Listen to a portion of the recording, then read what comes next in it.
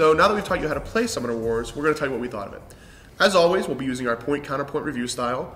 One of us will be talking about the pros of the game, the other will be talking about the cons of the game. We'll roll to see what side each of us is on, and if it's evens, I'll be pro, odd, Patrick will be pro. All right. Is a 6, which is even. So I will be talking about how much I like Summoner Wars. And I'll tell you how much is wrong with it. So to begin with, this game has a lot of strategy. You have to constantly manage how quickly you move through your deck, because again, when it's depleted, you don't get to draw anymore. Once you've moved all the way through it, you don't lose, a la trading card games, but you no longer have an income. You no longer have resources coming in. If your opponent does, that means you want to end the game as quickly as possible. If you can't, you're usually going to lose. So you have to balance not only how quickly you're moving through the deck and how many cards you're just dumping to the magic pool, but also how many units you're playing. If you throw too many commons out there, you're just giving your opponents fodder for their magic pile. If you don't throw enough commons, you don't have enough board presence. It's a constant balance between commons and champions, to push or not to push, and how quickly move through the deck. There's a lot of choices you have to make, and I really like that. To kind of balance that, though, despite having all that strategy, the game has an awful lot of luck as well. The mechanic with which you win the game, of course, is killing the summoner. And pretty much the only way you can do that is by attacking it. And to attack, you roll these dice. And I can't tell you how many times I've had a really good board position and a really good attack lined up, only to miss 8 times out of 10 and have the game swing back in the other direction.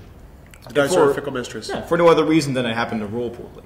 And that has been that has been an element that has been present, not to the extent it is in a lot of games, but still to a noticeable extent. But even if you have some bad games, at least this game has a tremendous amount of replayability. Right now, there are 6 factions that have been released, with some reinforcements for certain factions. So as more and more factions come out, the number of matchups just keeps growing. With a faction game, you have tremendous replayability, especially with new factions constantly being released.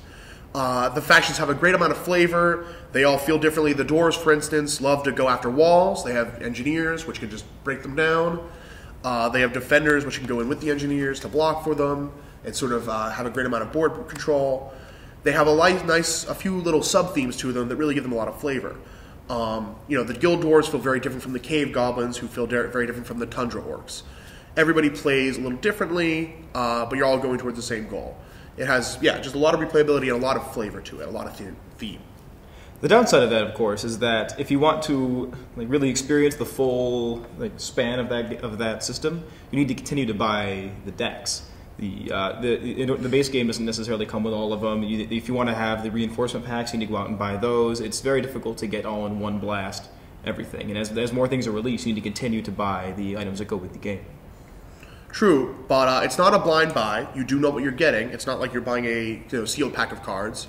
You know what you're getting into. And if you do buy the reinforcement packs, for instance, you get another level of strategy and another level of fun in the game where you get to build your deck.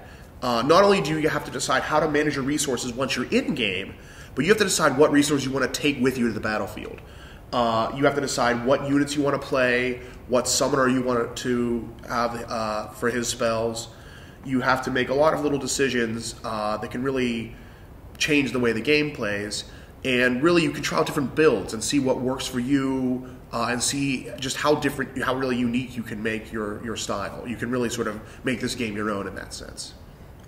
To be completely honest, I do not have much of a counterpoint to that. The only one thing I would tack on is that in the base game that is released, the boards that it comes with aren't these boards. These are premium harder boards. The ones that the game come with are paper, and there's an unfortunate tendency for those to be very folded, very difficult to have your cards sit on with any sort of stability.